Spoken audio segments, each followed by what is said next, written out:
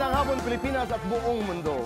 Naitay Kapuso, pahiram po ng 20 minutes ang inyong hapon. Ako po si Boy, and welcome to Fast Talk with Boy Abunda.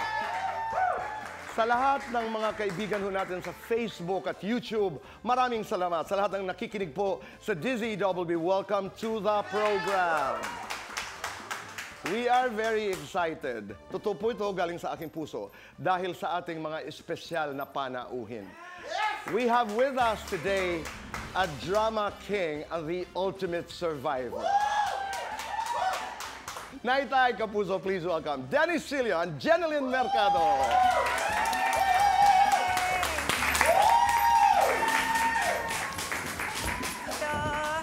Hi, Jen.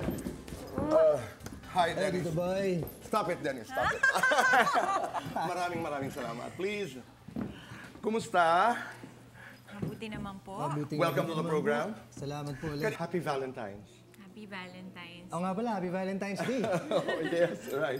Let's talk about your love story. I mean, the short version of your love story. The very first time na you saw each other.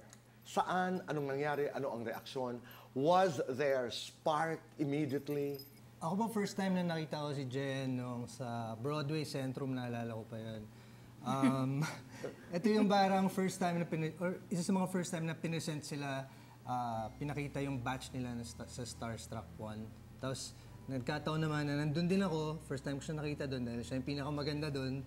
So, sabi ko, noon pa lang, sabi ko, wow, sino ganda. So, yun yung first time na... So, ang ganda niya. Yun ang reaction mo. Ang ganda niya. Jen, ikaw, nung una mong nakita si Dennis? Hindi ko siya nakita noon, Tito Boy, kasi nasa stage yata ako noon, no?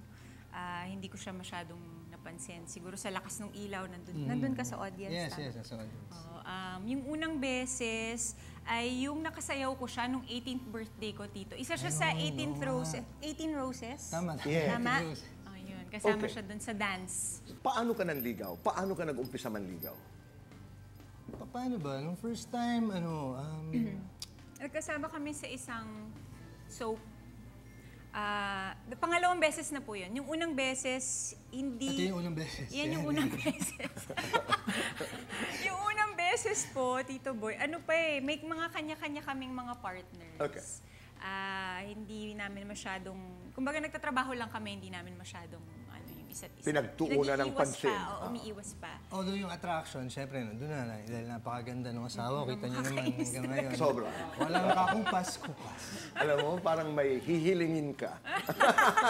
Okay, and then, what happened? Yung pangalawang soap, syempre po, nung time na yun, meron na akong baby noon. Siya rin, mas matanda lang yung sa akin ng 1 year. So, marami kaming napapag-usapan, napapagkwentuhan tungkol sa parenting, ganyan. And nalaman ko noon na nagma-mountain bike siya.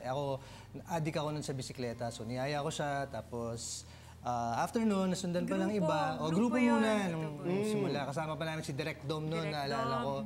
Sila Antonio, Akitanya. Sila kasi yung mga bikers Pero talaga. Dennis, humahanap ka ng paraan na sana'y magkaroon ka ng pagkakataon. Siyempre, kasama na rin po yun sa gusto kong mga mangyari. Dahil gusto kong maging close kami, nakakita ako ng mga bagay na pwede naming, mga things in common na gusto naming You didn't gawin. have partners anymore? Noong time na yun ba? Wala na. Okay, and then what happened? Biking na? Ayun, nagsimula sa pagbabike, tapos lumalabas kami na kami na lang dalawa. Tapos, ayun, mas nagiging close, pero mas parang nabuo yung relasyon sa pagiging magkaibigan talaga. So, yun ang foundation. Nung initial phase, ika nga, ng inyong relasyon, ng inyong ligawan, walang takot na, Dennis, halimbawa, my God, she's so beautiful. May laban ba ako dito? Tapos yung sinabi mo nga na, one of the most brilliant actors. I mean, ang gwapo, ang bait. Mahalin kaya ako nito? May mga pag-aagam-agam na gano'n? Meron, sa part ko meron. Yung parang, kasi no, may phase sa careers namin, sa career ni Dennis na ang daming niyang ang daming mga babae sa paligid. Pero, And then, yung mga yung mga siguro nakakarelasyon. Pero wala naman siyang history ng nag two-time or ng babae, ganyan. na ano lang ako, yung parang medyo may insecurity lang na ako na At saka siguro caution. Di ba? Yung, nag-iingat din. Oo, nag-iingat. Iniingatan ko rin yung sarili ko na baka masyado akong ma-in love at baka hindi tumagal. Ganun. di ba may mga linya yan eh, baka umiyak lang ako, baka may masaktan mga ganon. lang ako, ganon. Oo, inseguridad, mga pagdududa. Dennis, ikaw, I mean, this is one of the most talented, one of the most beautiful young actors in the country today. Di ba? Parang may mga tanong, may mga pag-aagam-agam, may mga pinagdaanan ka ganon. Siyempre po, feeling ko yung intimidation dahil pagka nakaharap mo yung ganito kaganda, siyempre medyo makakabahan ka talaga sa umpisa. Pero once nakilala mo siya at mas nakilala na yung totoong siya sa likod ng camera or pag kami na lang, parang doon yung mas napapahalagaan ko talaga. How did you win, Jeneline? Sa palagay ko siguro yung pagiging maalagain, hindi lang sa kanya kundi sa pamilya at sa lahat ng tao na mahal niya talaga. Tsaka consistent kasi si Dennis. Importante yan. Opo. Oo, hindi yung pabugso-bugso ika nga ang atensyon. Di ba? Kasi merong best foot forward. Pero, Sa simula lang, no, Tito? oo. Pero siya, consistent talaga. Tapos yung anak ko, ano niya talaga, parang siya na yung tumayong tatay. Kahit na hindi pa kami kasal, siya talaga yung nandyan para kay Jazz. That was important. Oo, kasi sinabi mo nga kanina na, and we'll talk about it much later, I mean, how it is to be in a blended family, di ba? April of 2010, naging kayo, nalaman ng yung mga tagahanga, na naging mag-boyfriend-girlfriend kayo. What brought you there? Nung una, nagtatago talaga kami, Tito. Dahil? Gusto namin privado mas po. private lang. Pupunta kami sa ibang bansa, nagtatago kami. Doon kami nagde-date, gano'n. Okay. Pero alam nyo naman na hindi maitatago yan ng matagal. Pero in-enjoy nyo yun, no? You went together, I mean, on that relationship for like 11 months. And then, naghiwalay kayo. Opo. Bakit? What happened? Siguro po, pareho kami hindi ready nung time na yun. Pareho kami immature sa pag-iisip, sa pag-handle ng relasyon. Ano pa ba? Oo, kasi nung time na yun, dito talaga palagi kami nag-aaway, ang daming mga issues na hindi namin ma-resolve. Siguro nangyari rin yun para magkaroon kami ng time na And space. at space at marami rin kaming natutunan nung yung mga time na hindi kami magkasama. Kaya nung time na nagkabalikan kami. Minsan you need some distance to have a better view kung nasaan kayo, sino yung partner mo. Selosa ka? Seloso ka? I mean, pareho kayo? Did selos play a role in that separation? Opo. Yes. Meron. And pareho kaming ganun, kaya siguro, ayun, hindi rin walang nagbigayan, kumbaga, siguro yung mga pasensya namin noon, may iksi pa sa isa't isa dahil hindi pa namin nakikilala talaga yung pinaka-core nung pagkatao. At saka you were passionate about each other kasi. Yes. 2014, nagkabalikan kayo. Yes, Tito. Matagal din yung panahon na... Matagal din. Oo, matagal din. What happened? Saan kayo nagkita uli and why did you decide to give it another try? Naalala ko, Tito Boy, nung time na yon, may nag-message sa akin. Sabi niya, kamusta ka? Tapos, binura ko yung number niya. Yung talagang sinara ko inalis ko talaga siya sa buhay ko. Wala siyang number, hindi ko alam ang ano niya, hindi ko siya fina-follow sa mga social media. Nag-message, kamusta ka? Tapos sabi ko, sino to? Tapos sabi niya, si Dennis to. Tapos nung time na yon, sabi ko pa sa kanya, gawin na pa ako. Talaga ba? Yung parang akala ko may nantitrip lang sa akin ng mga friends ko, ganyan. Tapos maya-maya tumatawag, kinakabahan ako, sasagutin ko ba to? Pag sagot ko, narinig ko agad yung boses niya. Siya nga talaga.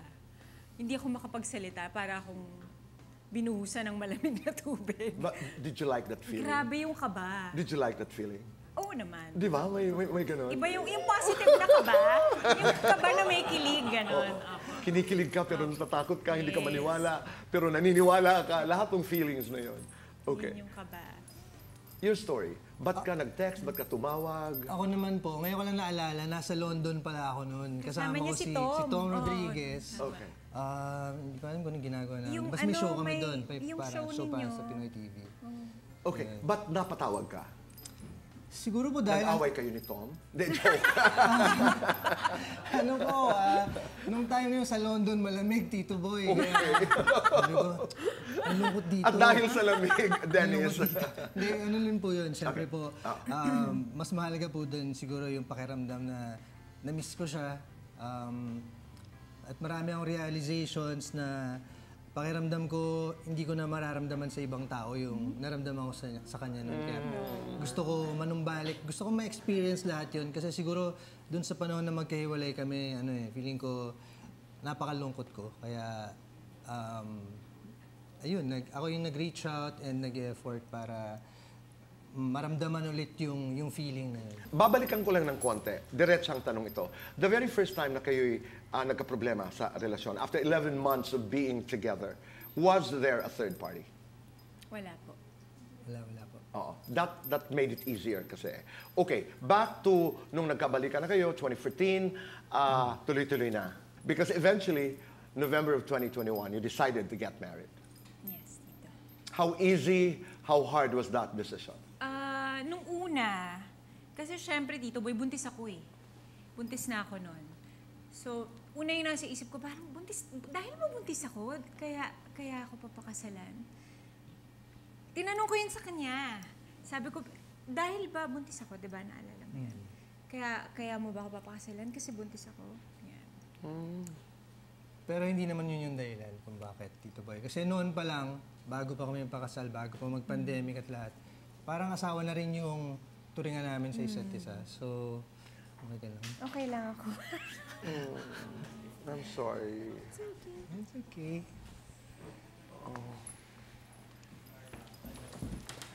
Thank you, Tito. Kahit magkaagaw tayo, mahal kita, Jen. Tinatawa lang kita. But you understand, Dennis, kung bakit ka tinanong ni Jen. Di ba? Oo naman po, oo naman. Naiintindihan mo yung konteksto. Naiintindihan ko po yung na gets. sigurado ka ba sa mga dahilan mo kung bakit mo ako pinapakasalan? You understood that. Yes, gets na gets ko po yun. At sinabi mo, and you assured her that it was not the reason why you wanted to get married. Oo naman po. At feeling ko, alam niya naman po yun dahil dun sa pinapakita ko sa kanya, sa binibigay ko sa kanya na love. Pero syempre, importante sa babae yung assurance at security na alam mo yun, na mabibigay ng tao sa kanya. Ano yung feeling, Jen, when you finally got married? When you were walking, yung photo na yan, what was playing in your mind? Dito ba yung... Mag-share ako ng nakakatawang kwento. Okay. Kasi Oo. nung time na yan, nung time na ng wedding namin, naiwan niya yung sing-sing, Tito. So, buwisit na buwisit ako.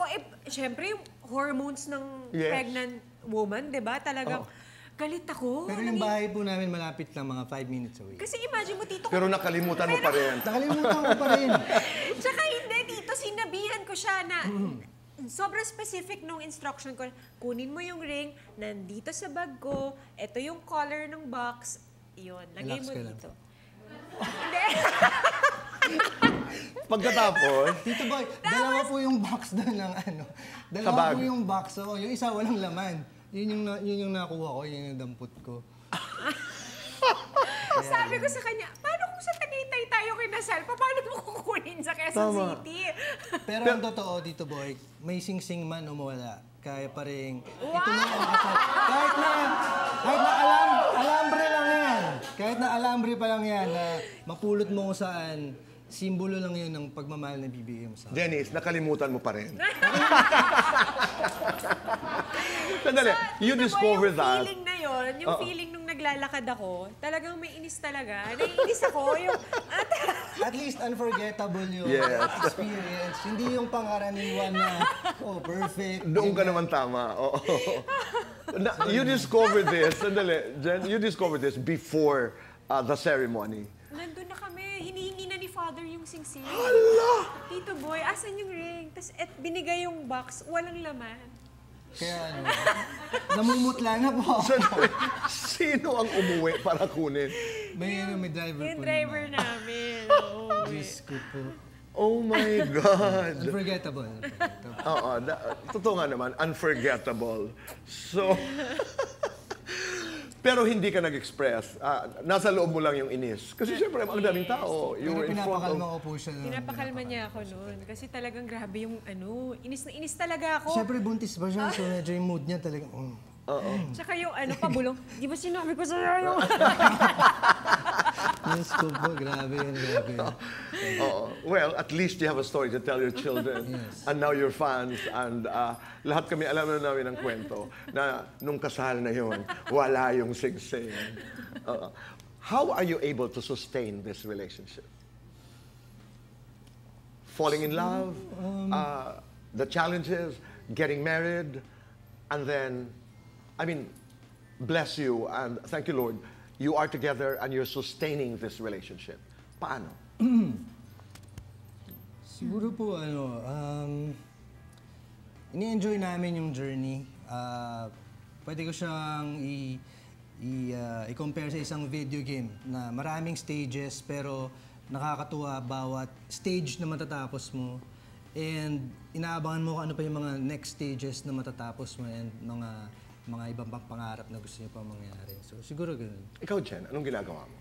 Siguro, Tito Boy, hindi namin talaga kinakalimutan yung isa't isa. Yung magpapakilig pa rin yung isa't isa. Inaalagaan pa rin. Importante na inaalagaan ko pa din siya. Bukod sa inaalagaan ko yung buong pamilya. Meron akong kilala, Oras para sa kanya. Para sa aming dalawa.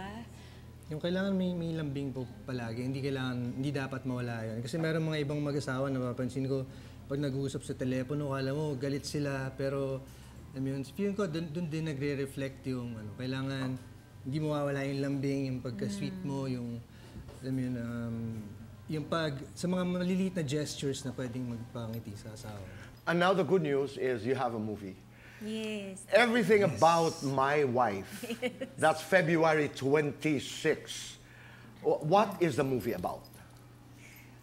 Tungkol ito sa mag-asawa, kung ano yung nangyayari talaga sa totoong buhay, kung paano sila nakaka-survive at paano nila natitiis ang isa't isa, paano nila na-save yung marriage, yung ganun, yung pinagdadaanan talaga ng buhay ng mag-asawa. Tungkol po ito sa mag-asawa, yung asawa niya, actually silang dalawa, yung relasyon nila, medyo lumalabnaw na para nagkakaumayan na sila sa isa't isa. Tapos, yung character ko, gusto maghanap ng dahilan para mag-away kami at maghiwalay. Tapos naghanap ako ng isang gigolo na ipoportray ni Sam Milby para i-seduce yung asawa ko.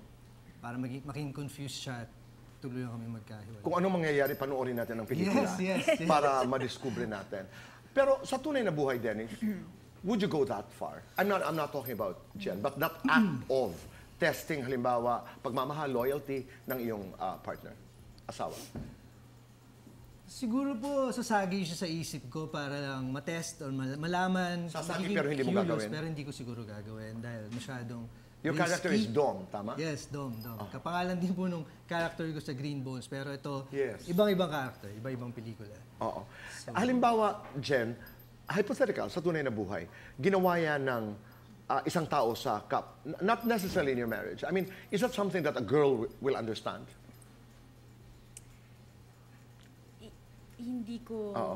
Feeling ko hindi ko siya matatanggap, Tito Boy. Oo. Kasi, di ba pumasok ka sa isang marriage, kailangan tanggapin mo kahit sino siya. Ano pang flaws yan, ano pang pagkakamali yan. Pumasok ka sa isang relasyon, pumasok ka sa marriage, parang kailangan panindigan mo eh. Kung mahal mo talaga ang isang tao, mag-asawa kayo, may mga anak kayo, Parang hindi ko kakayanin na gawin yan sa akin ng asawa. Kasi the very act na, halimbawa, kumuha ka ng isang bagay para mangibabaw yung kahinaan ng partner mo. Dahil naghahanap ka lamang ng dahilan ng way out.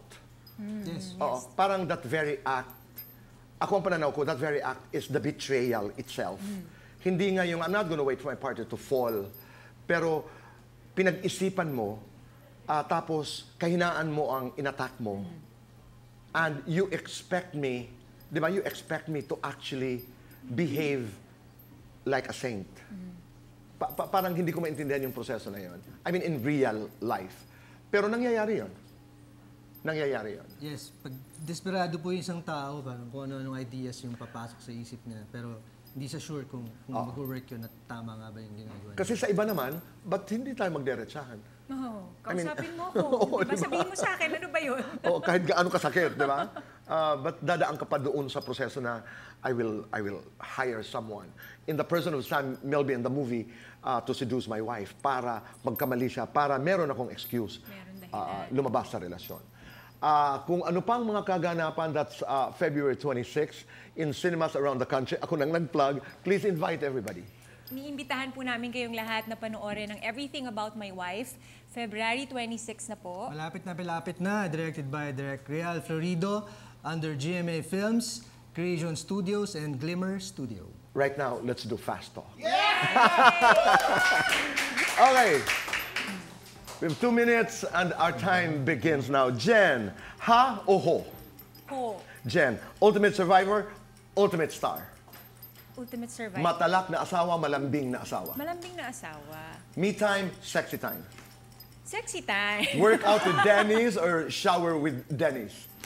Work out with Dennis. Dennis sa umaga, Dennis sa gabi. Pwede both. Pareho. Kinikilig ako kay Dennis kapag Kinikilig ako kay Dennis kapag tinititigan niya ako. naiinis ako kay Dennis kapag Naiinis ako kay Dennis kapag ang kalat niya. Dennis, Jen Den Jen. Jen Den. Drama King, TikTok King.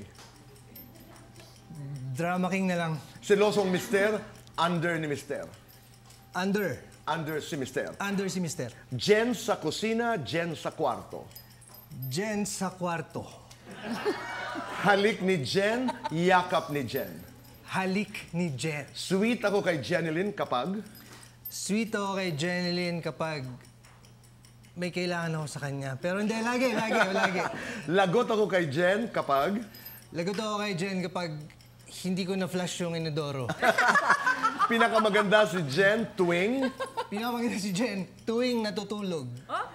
sa inyong dalawa, sino ang mas malambing? Tay, it's a tie. Mas sumpungin, Siya. mas matagal maligo, Ako. mas malikot matulog, Ako. unang nagsusorry, Sorry? Ako po. unang nangangalabit. Siya.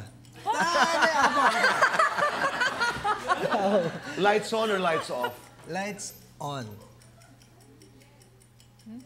Lights on, lights off. Ikaw tinatanong. Ay, lights on ako. Lights off. Happiness sa inyong dalawa. Happiness or chocolates? Chocolate. Chocolates. Best time for chocolates. Movie time. Pag nanonood ng movie. Kahit anong oras, Tito Boy. Sabihin niyo ito sa isa't isa. I love everything about you dahil I love everything about you dahil you have a beautiful soul. I love everything about you because you are you.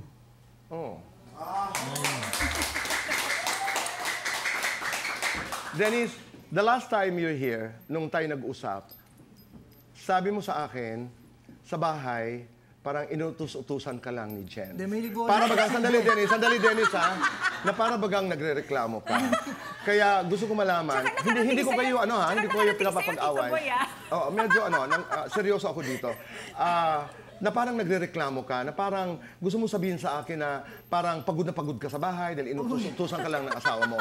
So ipaliwanag mo yan. Jen, ito seryoso, galing sa aking puso. nagsiselos ka sa akin? Ang mga kasagutan po sa pagbabalik po ng Fast Talk with Boy Abunda.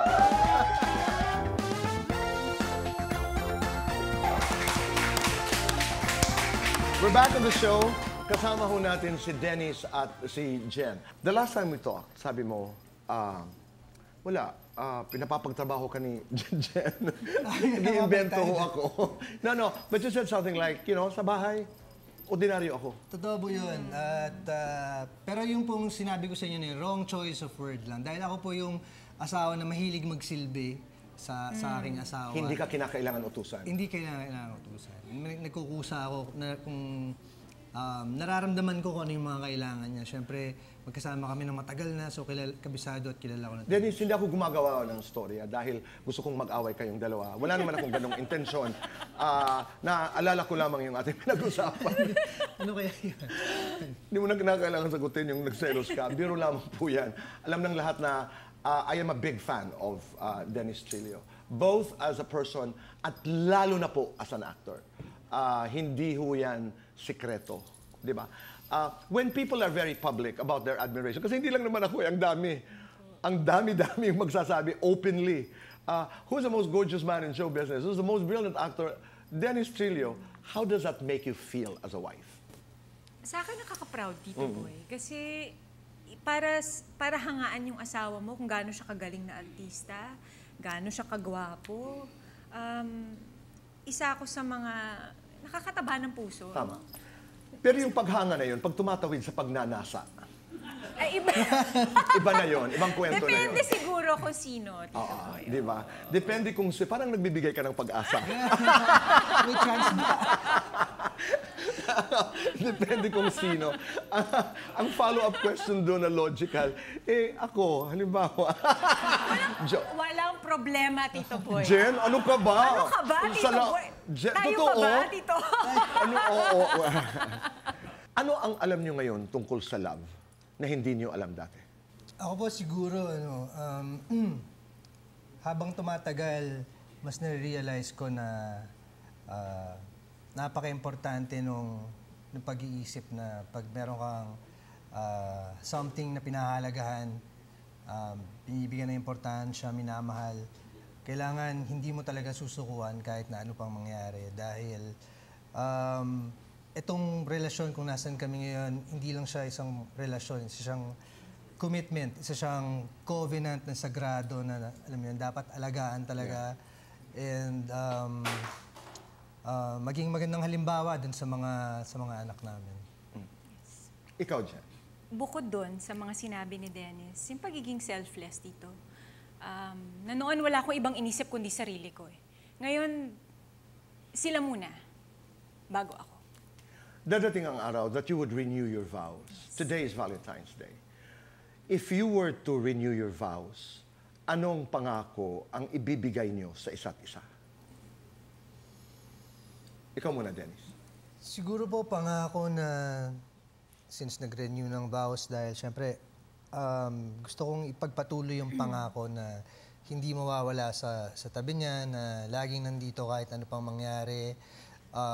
Nasa tuktok man tayo o nasa pinakalugmok, hindi mawawala sa tabi mo at i-experience lahat, masaya at malungkot.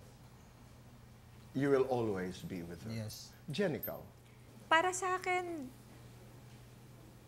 wala na akong ibang, kung uulitin ko yung buhay ko, wala na siguro akong ibang gustong makasama ulit, kundi si Dennis. Hindi ko susukuan ng kahit anong highs and lows ng buhay namin. At mamahalin ko siya hanggat kaya ko. Hindi ako titigil na pasayahin siya at pakiligin siya hanggat nandito ako. Everything about my wife. That February 26. Ito'y katuwaan lamang. Kasi pangarap ko ho talaga ito. Kinakabahan ako. Halimbawa lamang, meron tayong eksena. Ikaw ang mistress. Apo. Ako ang tunay. Legal wife. Yes. Okay. Ako ang legal. Okay lang yun? Sandali. Di ba? Ako ang may karapatan eh. Dali lang, ha? 5, 4, 3. Sige. Tapos nakita ko silang nakaganon. Okay? 5, 4, 3, 2, action! Lakas ng loob mo, Jen. Hoy! Bahay ko to. Bakit, Dennis? Ano bang pagkukulang ko? Ikaw babae ka. Namumuro ka sa akin, ha? Kabit ka. Kabit ka. Sandali! Mag-iingat ka sa mga pananalita mo. Asawa mo ako, Tagal na Dennis. tayong tapos!